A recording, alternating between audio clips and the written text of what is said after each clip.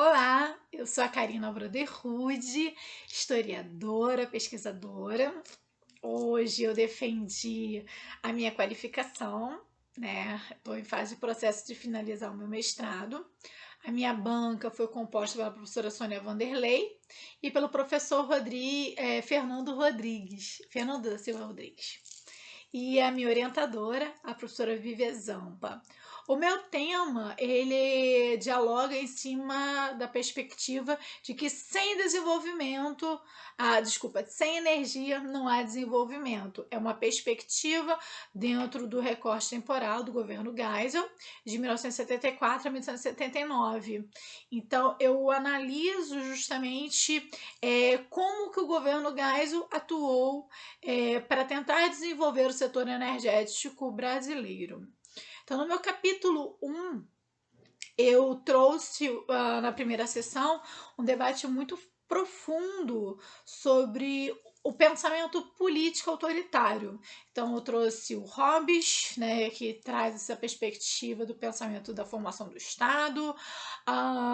Também eu vou para o meu teórico-chave, que traz o conceito de modernização autoritária conservadora, que é o Bertrand Moore Jr., e aí, nesse processo, eu faço todo um avanço do diálogo sobre o autoritarismo no Brasil e na América Latina, trazendo o Lamounier, o La Huerta, o O'Donnell e, assim, outros grandes autores, para ficar bem claro qual a relação do pensamento autoritário com o desenvolvimento econômico e a exclusão da sociedade na política, né, nessa participação política.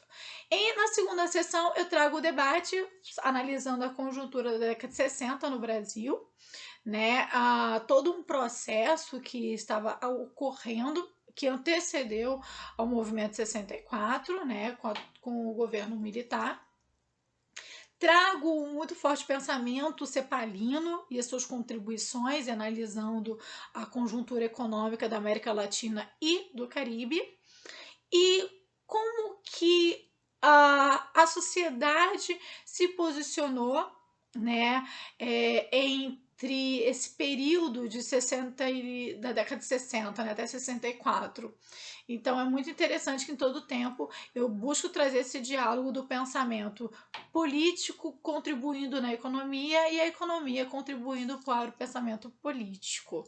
Na seção 3, ainda do capítulo 1, eu faço uma análise panorâmica dos três presidentes que antecederam o presidente Geisel e como que era essa estrutura política do governo militar, né, de dar dar continuidade e sequência à política desenvolvida pelo outro e sempre trabalhando em cima de um binômio de segurança e desenvolvimento. E aí eu chego no governo Geisel e trabalho de forma muito pontual o segundo Plano Nacional Desenvolvimentista e como que o governo projetou para esse quinquênio solucionar um problema grave que foi ocasionado pela crise do petróleo em 73, né, aonde o Brasil vinha num boom econômico chamado de milagre econômico a partir de 68, e aí como equacionar esse momento de crescimento da economia, do PIB nacional, para um período de crise que até então de incertezas que estava o sistema internacional, que ninguém sabia a durabilidade dos efeitos que o petróleo iria ocasionar no sistema internacional. Então, eu trago a análise de que o petróleo se transforma pela primeira vez numa arma política, né, onde a OPEP ela se utiliza muito bem disso. E o presidente Geisel, até então, desde 67, ele vinha ocupando a pasta como presidente da Petrobras e o presidente Médici, ele indica Geisel para assumir a presidência do Brasil. E todo esse processo eu trago numa discussão, né, como que foi pensado, planejado, segundo o PND, focando com um objetivo explícito, que é a energia, né, que é o meu objetivo. Solucionar esse problema energético que o sistema internacional gerou e desnudou a economia nacional para esse setor. E no capítulo 2, eu venho debatendo e discutindo a questão da política externa, como que ela foi um instrumento na mão do Estado, né? Que a perspectiva do conceito de Estado é esse.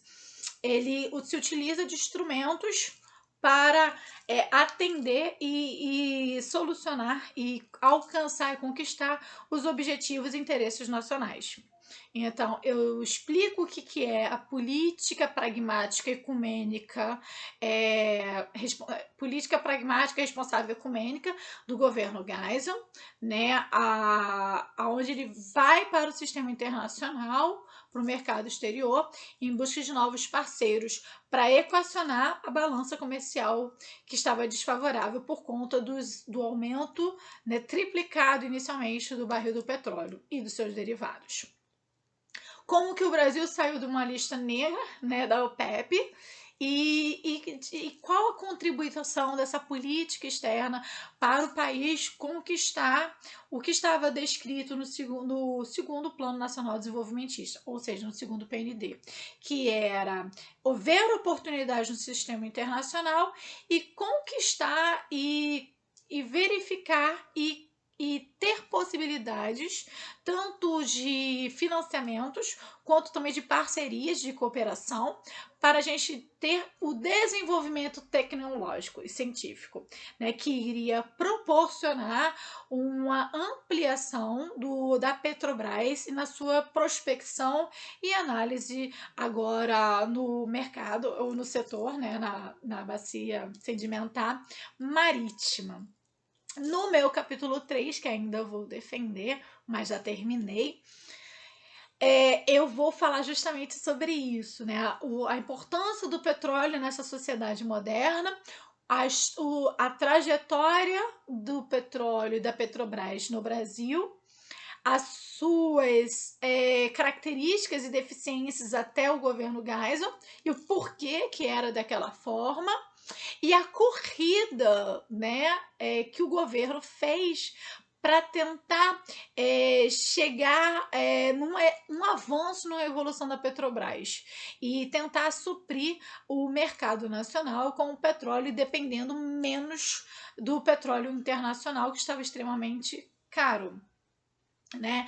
E aí eu analiso a contribuição da Petrobras para o PIB nacional e também analiso todo um histórico do acordo nuclear, né, que começa da proposta do interesse do Brasil na energia nuclear desde o governo Vargas. Então eu venho falando dessa aproximação de Vargas com os Estados Unidos, de todas as políticas e de que maneira aconteceu um distanciamento do Brasil com os Estados Unidos, com a Westinghouse, e como que foi essa aproximação do Brasil com a Alemanha, que não foi algo que partiu do Geisel, mas já vinha numa política de Costa e Silva e Médici, né? Então, como eu coloco sempre, a política militar, que ela vinha numa sequência, e eu trago também muito esse debate sobre o autoritarismo burocrático e tecnocrata, né? Eu acho que se dialoga bastante isso, de pessoas especializadas, tanto é que no governo Geisel e nos governos militares em si, a maioria das pastas ministeriais eram ocupadas por especialistas da época, tanto civis, na maioria eram civis, e poucas pastas eram compostas por militares, principalmente aquelas pastas como DSN, era ocupada mais por militares por ser de interesse militar. Então, assim, a relevância e a contribuição do meu tema é um olhar da história, porque o que eu observei muito foi um olhar das relações internacionais, que maravilhoso, que debate bastante, ciência política, sociologia, economia, engenharia, mas fazer esse aparato, essa análise, eu acho que é tão pertinente para a atual conjuntura, é a minha contribuição aí. Então, me estendi um pouco, mas espero que, se você se interessou, pode entrar em contato comigo. Meu objetivo é me transformar numa pesquisadora, né, trabalhar em uma empresa do setor energético para analisar mais essa análise sobre energia. Um beijo!